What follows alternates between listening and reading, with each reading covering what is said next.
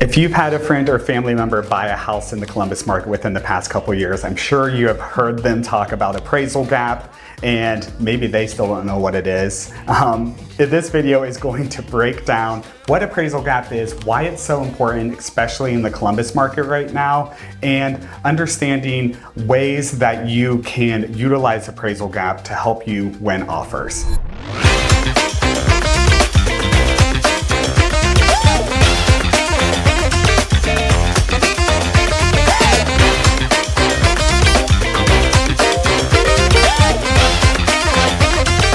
I am here with my preferred lender partner, Lauren Walton of ACM, and first and foremost, let's just dive into this appraisal gap. I mean, I feel like one of the first conversations that I have with clients is, especially in the Columbus market, if they're looking in a neighborhood that is very competitive, I say, be prepared to offer appraisal gap. And trying to explain what an appraisal gap is to them, I'm always like, you can ask me 2 or 3 times, I'll explain it again, because it is one of those like things that doesn't click right away. So do you want to let them know what it is and why it's important? Yes, absolutely. So appraisal gap is essentially the difference between what you are going into contract for on a property and what the appraised value may be. So for example, let's say that the house is listed at $500,000, and in order for you to secure the home, you need to go to $515,000.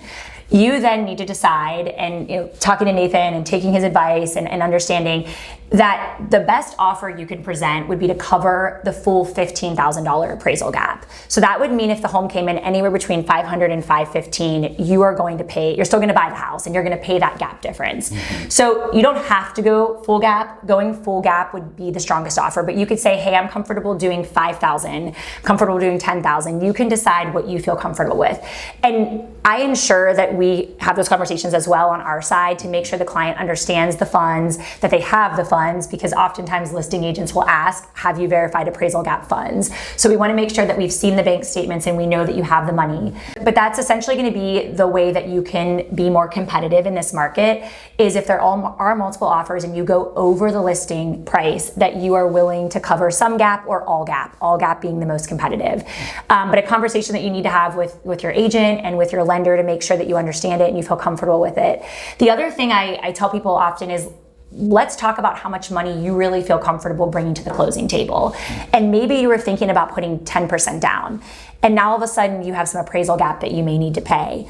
We could still take that same 10% that you were expecting to bring to the table and just repurpose that money to put some toward gap, and then maybe we lower your down payment to 8%, right? So you're still not coming out of pocket any more money. You're utilizing the same money you felt comfortable with from the beginning, but we're just repurposing those funds to, again, make you as competitive as possible, but to offer an appraisal gap, but not making you feel uncomfortable that you need to come out of pocket into the table with more money than you had initially thought.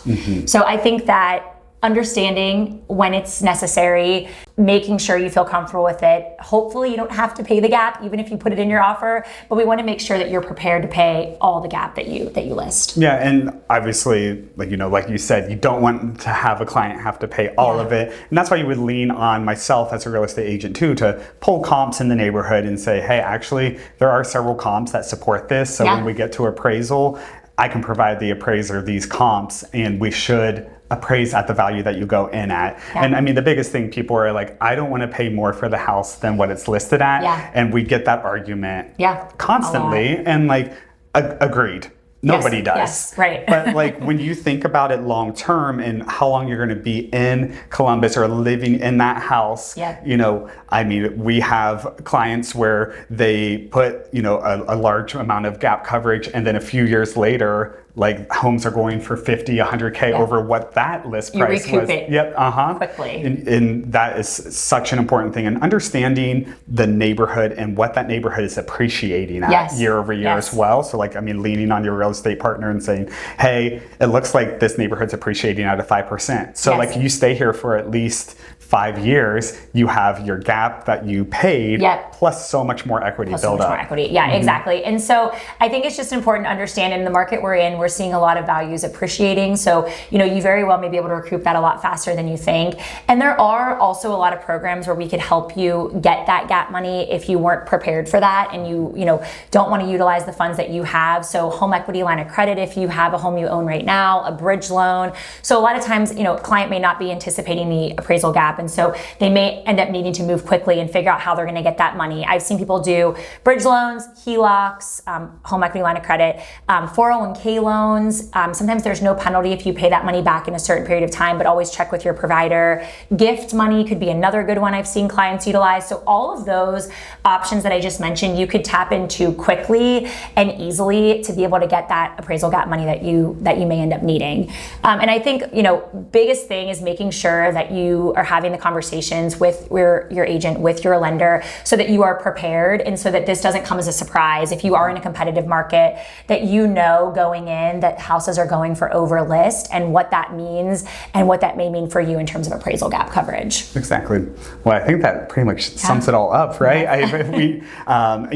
There's so much to know throughout the whole buying process, and that is why I'm here, and also Lauren from the lending side. We make sure that we partner up with you and get you fully educated on all aspects of the transaction. This is just one fine detail, but it is a detail that's coming up pretty often, especially as we are in the spring market here in Columbus. So if you have any questions at all about the home buying process, make sure that you click that link in my bio. We can set up a one-on-one consult call, chat through what the buying process looks like right now in the specific neighborhoods that you might be interested in, and we'll get you connected with Lauren as well to just go through all of the lending side to make sure that you have the best success when it's time for you to go and purchase that home. So as always, my name is Cbus Nathan.